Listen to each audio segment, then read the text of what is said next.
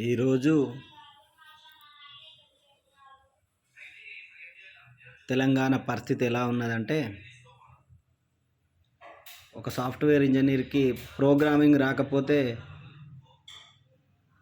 ఆయన సాఫ్ట్వేర్ ఇంజనీర్గా చేయడం ఎంత కష్టమో, ఎన్ని విధాలుగా తంటాలు పడతాడో, ఎన్ని విధాలుగా తప్పులు చేస్తాడో, ఒక వ్యవసాయం రాని వ్యక్తి వ్యవసాయం చేస్తే ఎన్ని విధాలుగా తప్పులు చేస్తాడో, ఏదైతే ప్రావీణ్యం లేని పనిలో పదవి వస్తే అలాంటి తప్పులే చేస్తాడు. ఎగ్జాంపుల్ మన ప్రియతమ ముఖ్యమంత్రి రేవంత్ రెడ్డి గారు. ఆయనకు ముఖ్యమంత్రి పదవిలో ఉండి ఏం చేయాలో ఏం చేయకూడదో ఏం తెలియట్లేదు. ఎందుకు ఈ విషయం చెప్తున్నా అంటే, ఈరోజు తెలంగాణ విగ్రహం రూపురేఖలు మార్చడంలో ఆయనకి ఎందుకంత ఇంట్రెస్టో నాకు తెలియట్లేదు. వేరే పార్టీ వాళ్ళు పెట్టారు కాబట్టి నా పార్టీకి నేను నా ఎజెండా చూపెట్టుకుంటా, నా హస్తం గుర్తుతో పెట్టుకుంటా అనే కోణంలో ఆయన దాన్ని తయారు చేయించినట్టుగా నాకు అర్థమవుతుంది.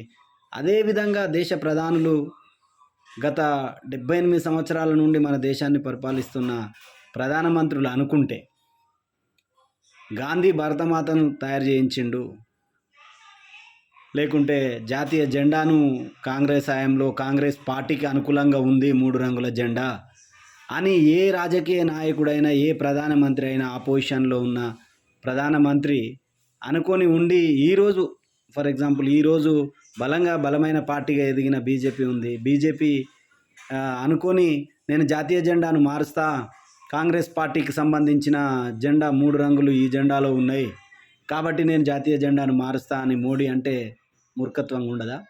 అలాంటి నిర్ణయాలు వాళ్ళు తీసుకోలేరా? ఎందుకు తీసుకోరంటే వాళ్ళు విజ్ఞులు, వాళ్ళకి ఇంత ఉన్నతమైన విలువలు ఉన్నాయి, అనుభవం ఉన్నది.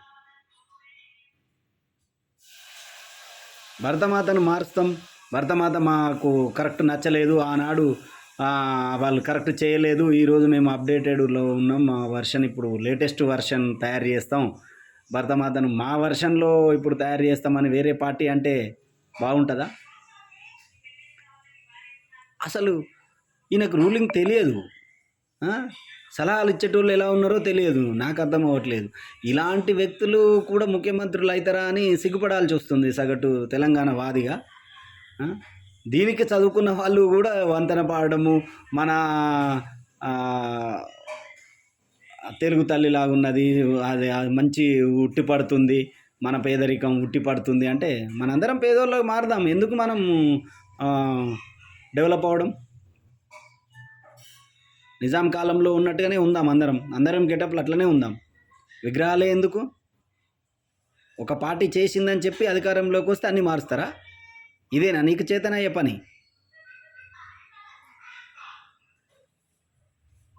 గొప్పోళ్ళు, చాలా గొప్పోళ్ళు, ఇలాంటి నియంతలు చాలా గొప్పోళ్ళు, నీకంటే పెద్ద నియంతలు మట్లో కాలగర్భంలో కలిసిపోయారు. అర్థమైందా? చరిత్ర లేకుండా, రూపురేఖలు లేకుండా చేస్తా, నీ రూపురేఖలు లేకుండా తెలంగాణ సమాజం ఖచ్చితంగా చేస్తుంది భవిష్యత్తులో. వాపును చూసుకొని ఏదో అనుకుంటే అది పొరపాటు. ఖచ్చితమైన రానున్న రోజులలో దీని అన్నిటికీ తెలంగాణ ప్రజానీకం నుండి ఖచ్చితంగా ఉంటుంది. ఇలాంటి తప్పులు సరిదిద్దుకోలేని తప్పులు ఇవి. ఈ అహంకారం ఏదైతే అహంకారం ఉందని ఇంతకుముందు ఒక గత ముఖ్యమంత్రిని, గత పార్టీ రాజకీయ పార్టీకి సంబంధించిన నాయకులను కించపరిచినవో, నీకెందుకు ఇంత? ఏం సాధిస్తావు? తెలంగాణ విగ్రహం మారిస్తే తెలంగాణ ప్రజలకు ఏమొచ్చింది? దమ్ముంటే పథకాలు, రైతు బంధు, నువ్వు వచ్చి ఇప్పటికీ 2 సీజన్లు అయిపోయి 3 సీజన్లు అయిపోతున్నాయి. నువ్వు డిసెంబర్ 7th వస్తే డిసెంబర్ 7th తర్వాత రైతు బంధు వేయవు. మళ్ళీ నెక్స్ట్ వానాకాలం రైతు బంధు వేయలేదు, ఇప్పుడు మళ్ళీ యాసంగి వస్తుంది, వేయవు. ఇది నీకు చేతనయ్యేది ఏంటంటే ఆల్రెడీ ఉన్న వాటిని కూల్చేయడం, కాల్చేయడం, సాగు భూములు అమ్ముతానడం, పేదవాళ్ళని ఇబ్బంది పెట్టడం, అందరినీ ఇంకెవరినైనా ఎక్కడైనా వదిలేస్తున్నానేమో అని తెలంగాణ వాదులను, తెలంగాణను మనస్ఫూర్తిగా ఇష్టపడే వాళ్ళను, తెలంగాణ వాదాన్ని ఎత్తుకొని పోరాటం చేసిన వాళ్ళను, ఉద్యమకారులను అందరినీ, ఎక్కడ ఉన్నోళ్ళను ఎవ్వరిని కూడా వదిలిపెట్టొద్దు, అందరినీ బాధ పెట్టాలి, అందరినీ కించపరచాలి, నా అహంకారం నా నియంత పాలన నెగ్గాలి అని ఇవాళ నువ్వు పోలీసు వాళ్ళని అడ్డు పెట్టుకొని నువ్వు చేస్తున్న నియంత పాలన అందరినీ బాధ పెట్టాలనే చేస్తున్నావు. ఖచ్చితంగా దీనికి ఫ్యూచర్లో ఖచ్చితంగా తెలంగాణ వాదులు, తెలంగాణను ఇష్టపడే వాళ్ళు ఖచ్చితంగా దీన్ని తిప్పికొడతారు. దీని మీద ఖచ్చితంగా నా నమ్మకం రానున్న రోజులలో నీకు రాజకీయ జీవితమే ఉండదు. చాలా ఎమోషనల్గా సగట్టు తెలంగాణ వాదిగా మాట్లాడుతున్నాం. ముఖ్యమంత్రి అంటే మాకు ఎలాంటి ద్వేషం, ఎలాంటి అది లేదు, మేము ఆ స్థాయిలో కూడా లేము. కానీ ఆ ముఖ్యమంత్రి పదవికి వన్నె తేవాలి. కింది స్థాయి నుండి డెవలప్ అయిన వ్యక్తిగా మిమ్మల్ని మేము ఆదర్శంగా తీసుకునే విధంగా ఉండే కానీ దాన్ని నువ్వు బంగారు కిరీటంగా మలుచుకోవాల్సింది ముళ్ళ కిరీటంగా మలుచుకుంటున్నావు. అది దేనికో, అది ఏ ఏ రాజైనా ఎవరైనా అహంకారంతో కూలిపోవాల్సిందే తప్పితే ఈ అహంకారంతో పనిచేస్తే ఎవ్వరు నిలబడరు. హిస్టరీలు అన్నీ ఇంతకుముందు ఉన్న గత చరిత్రలన్నీ చెప్తున్నాయి. ఇంతకుమించి చెప్పేది ఏం లేదు. పని రానోడు పని పడితే ఇలాగే ఉంటుంది. ఏ మినిస్టర్ అనుభవం లేదు, ఏం లేదు, సరైన అవగాహన లేదు, చేస్తున్నాడు. చేయని చూద్దాం. తెలంగాణ ప్రజలారా మేల్కొనండి. ఇలాంటి వాళ్ళు రాష్ట్రాన్ని అధోగతి పట్టిస్తారు. ఇలాంటి వాళ్ళకు అధికారం ఇవ్వకూడదు. డబ్బులకు అమ్ముడు పోకండి, ఇలాంటి వాళ్లకు అమ్ముడు పోకండి, ఓటును అమ్ముకోకండి, నియంతలను రాజులుగా చేయకండి. వీళ్ళే పదే ఎమ్మెల్యేలుగా గెలుస్తున్నారు అంటే డబ్బు అహంకారంతో, డబ్బు మదంతో గెలుస్తున్నారు. మీరే చూస్తున్నారు. డబ్బులు లేని వాళ్ళు ఎంతమంది నాయకులు అవుతున్నారు. ఎంతోమంది ఇండిపెండెంట్గా వేస్తున్నారు.